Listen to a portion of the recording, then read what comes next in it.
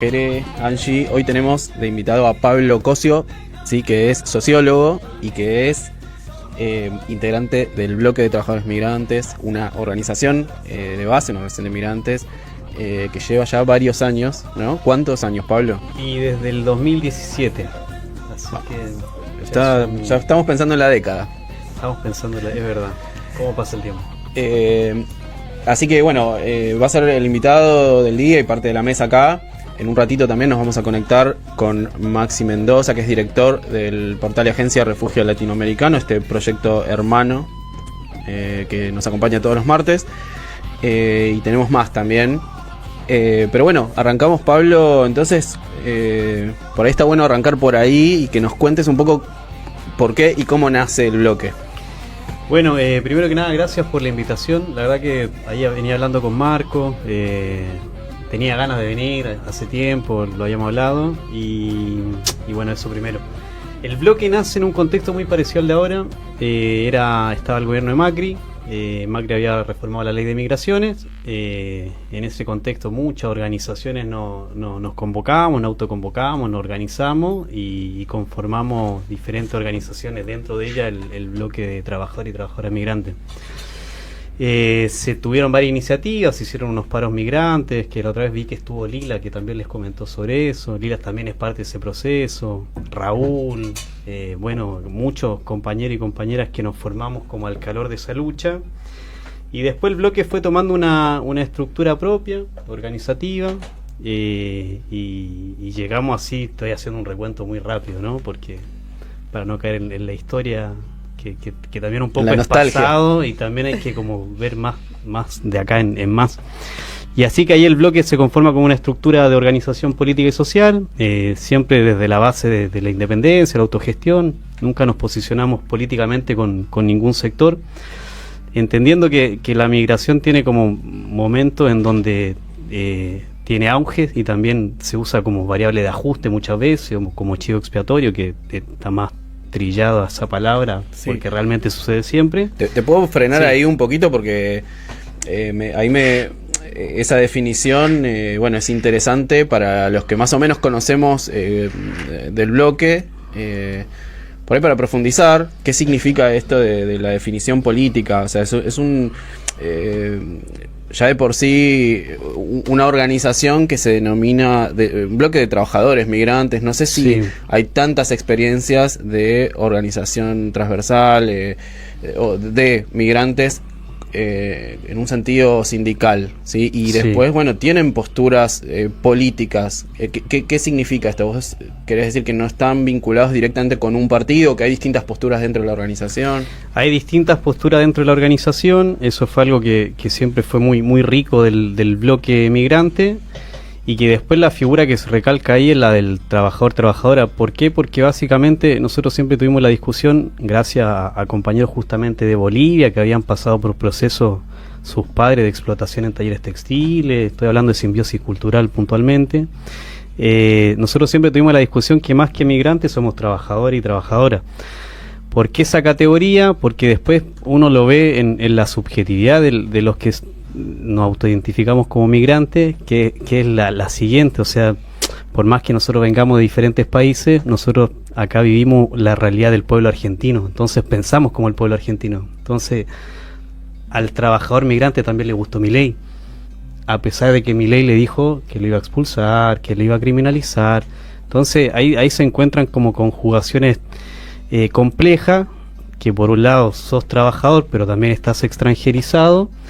Pero nosotros queríamos, más allá del lugar de migrantes, queríamos ocupar el lugar de trabajador migrante, que tiene otra categoría, tiene otra riqueza, nos iguala también a un trabajador argentino, que obviamente después hay condiciones de desigualdad en la práctica, en la vida, pero nos parecía que la discusión venía por ahí, y que desde ese lugar también se podía visibilizar algo que nosotros teníamos mucho debate con la academia, que era el tema del aporte del migrante en la sociedad en tanto trabajador.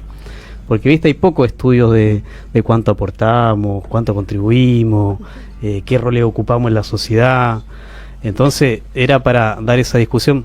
¿Por qué recalco a la academia? Porque yo me acuerdo que nosotros en ese tiempo, o inclusive ahora, me parece que un debate, nosotros decíamos, bueno, está bien, la migración hay que reivindicarla como un derecho humano, pero no basta con eso, porque a mí me gritan en la calle chileno de mierda, y yo no le voy, y el debate yo no se lo puedo dar desde, pero migrar es un derecho humano. A la gente le chupa un huevo eso. Claro. A la gente le importa qué hago yo acá.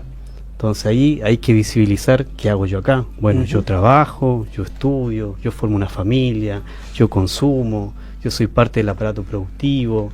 Claro. Entonces ese es un debate más pragmático y más tangible. Me interesa algo que justamente vos mencionabas a Lila, que en algún momento nos acompañó también, y que mencionaba que es las dificultades que están encontrando las prácticas de organización en este tiempo también, múltiples, pero quería preguntarte eso, ¿cómo lo ves? En cuanto a la práctica organizativa, lo cotidiano, en cuanto a incluso esto que vos mencionabas, que es lidiar con la diferencia en organizaciones del tipo del bloque, ¿no? Sí, yo vengo, de hecho estoy retomando de a poquito el bloque y la organización, porque estuve en una licencia, le comentaba a Marco que fui papá hace poco, entonces... Te felicitamos al aire acá. Gracias. Así que estuve ahí de licencia, pero mirando el proceso también y acompañando en lo que se puede. Así que lo aclaro porque voy a hablar desde ese lugar también. Yo creo que el contexto del DNU 70 como que dejó al menos varios aprendizajes que para mí son trasladables al contexto actual.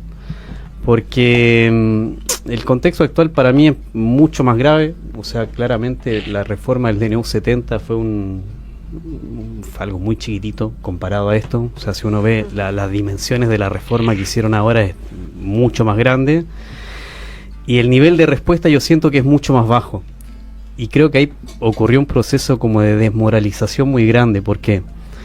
Y recalco algo que hablaba al principio sobre el tema de la independencia que nosotros quisimos tener o logramos tener políticamente.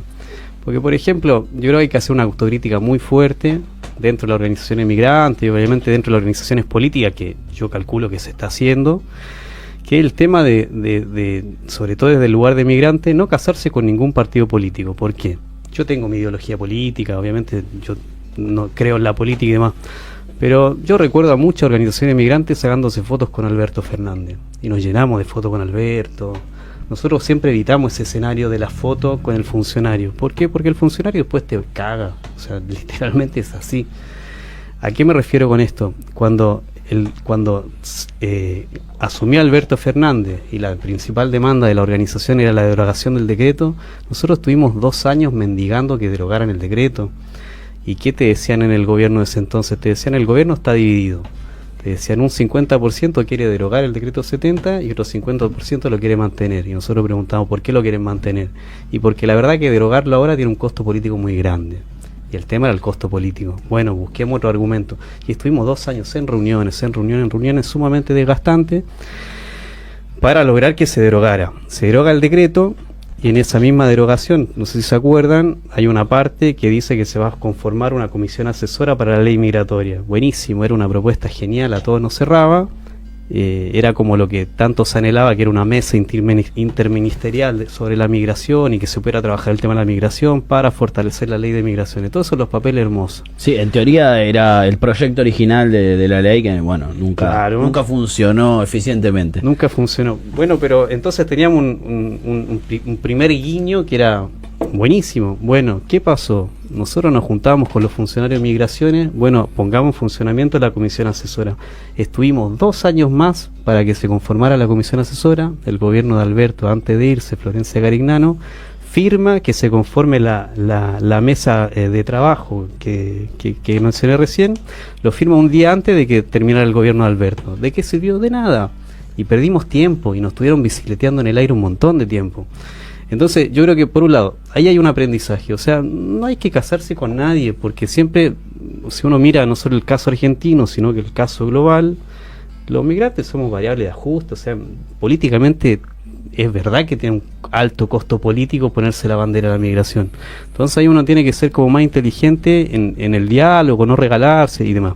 ¿Por qué digo esto? Porque yo siento que todo ese proceso de tratar de construir como un movimiento social migrante, que nosotros siempre apostamos a esa idea de construir un movimiento social migrante, Fue desgastante, asume Milei y hay como un proceso de moralización de toda la organización en general, ahora en particular la de los migrantes mucho más, sumado a la cuestión del miedo. ¿Por qué? Porque estaba el fantasma de que iban a reformar la ley de migraciones.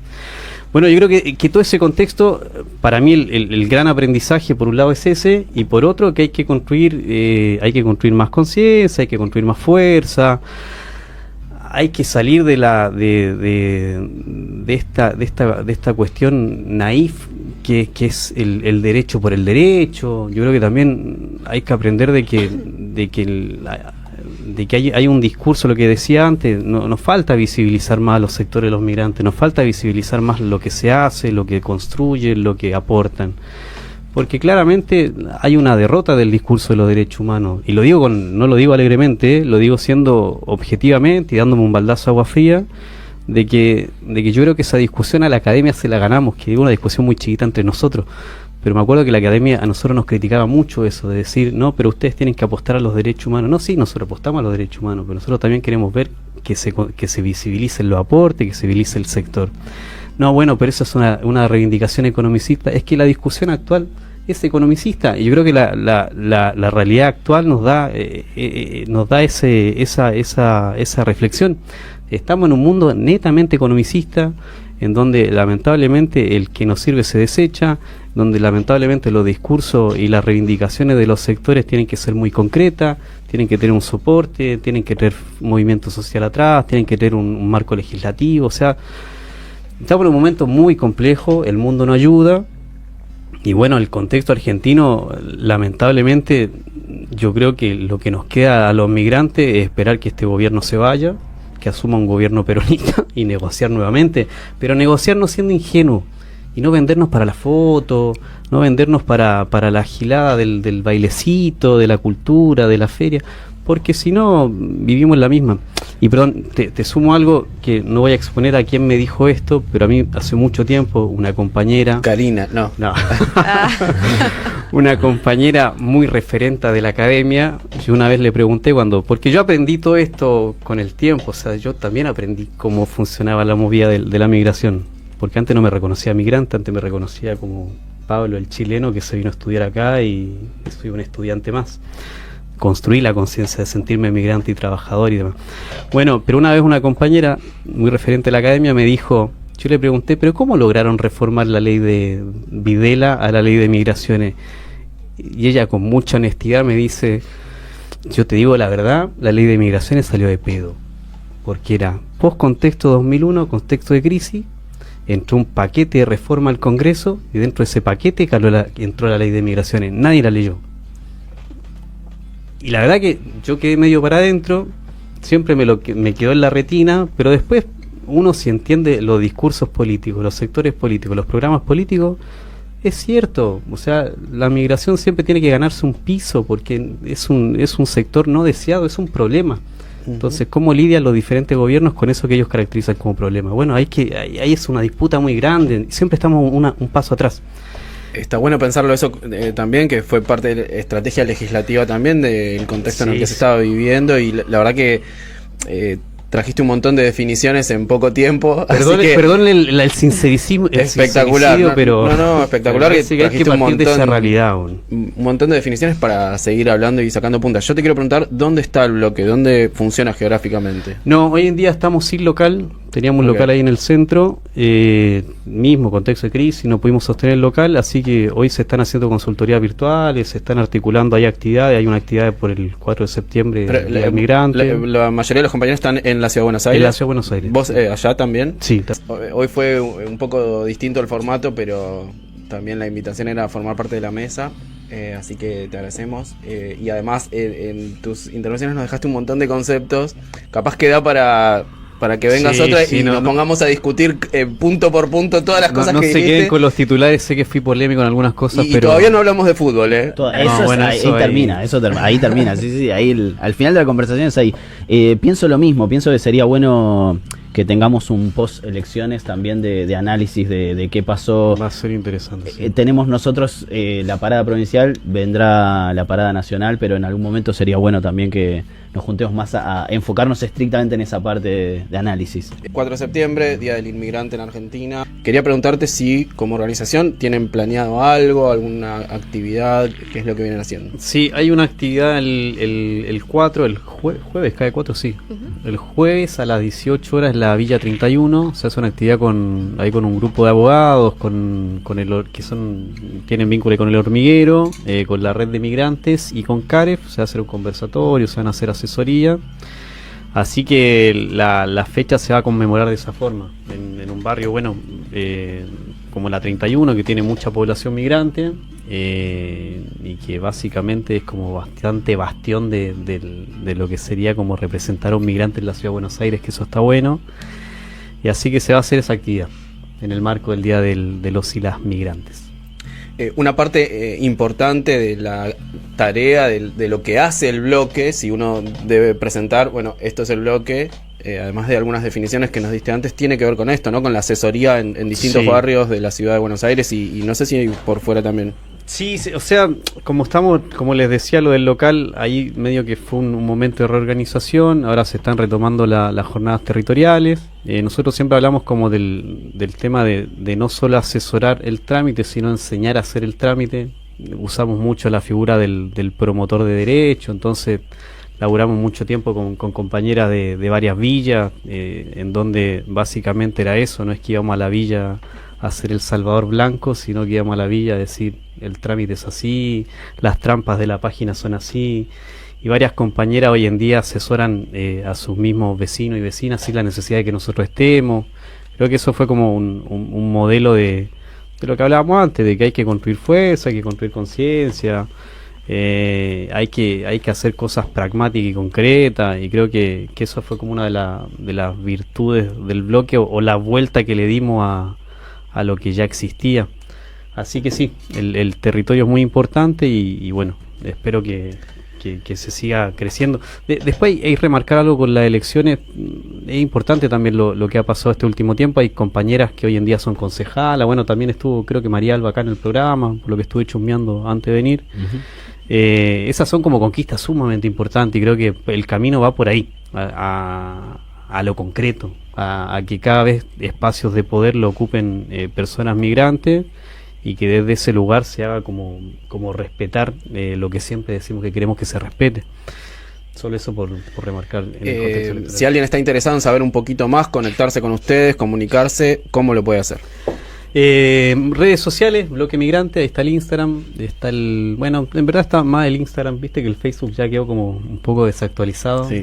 Si hay migrantes mayores, claro, migrantes de mi edad, pueden comunicarse al Facebook. Pueden mandar una carta. Más 40 es Facebook, está Instagram, Bloque Migrante. Bueno, y también hay un número de teléfono ahí de las consultorías, que si entran a la página también está el número de consultorías virtuales que habilitaron los compas para seguir asesorando en este contexto sin local, porque el local lo usábamos para asesoría, y cuando íbamos a los territorios ahí ya se hacía más la asesoría territorial.